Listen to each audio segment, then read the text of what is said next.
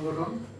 আমরা ethical medical প্র্যাকটিসটাকে follow করতে চাই, যাতে চিকিৎসকরা রোগীদের যথাযথ চিকিৎসা প্রদান করেন এবং তারা তাদের মেধার যোগ্যতাকে এবং স্কিলকে আরো ডেভেলপ করতে পারে এবং এদেশের স্বাস্থ্য ব্যবস্থা বা স্বাস্থ্য সেবায় তারা যেন গুণগত পরিবর্তন করতে পারে।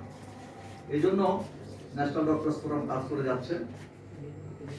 আর বিগত আন্দোলনে আপনারা জানেন যে বৈষম্য বিরুদ্ধে যে আন্দোলন হয়, এখানে এজ এ হচ্ছে সমাজ নিরলস ভূমিকা পালন করছে। তার মধ্যে ন্যাশনাল একটা আমাদের কেন্দ্রীয় কন্ট্রোল রুম করা হয়, যাতে আমরা মানে বিশেষ করে ঢাকা শহর চিকিৎসা দেওয়া হয়েছে।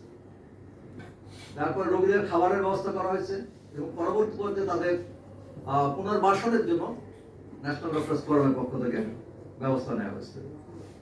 তো এরপর আমরা 5ই আগস্টের পরে ন্যাশনাল ডক্টরস ফোরামের পক্ষ থেকে এদেশে যে বৈষম্য মুক্ত যে চিকিৎসা ব্যবস্থা চলছে সেটাকে বৈষম্যহীন করার জন্য আমাদের পদক্ষেপ, আমাদের বক্তব্য তুলে ধরেছি। আমরা এই প্রেস ক্লাবে আমরা সংবাদ সম্মেলন করেছি এবং এদেশের স্বাস্থ্য ব্যবস্থায় যে সমস্ত বৈষম্য আছে সেই নিরসনের জন্য আমরা সুপারিশমালা পেশ করেছি।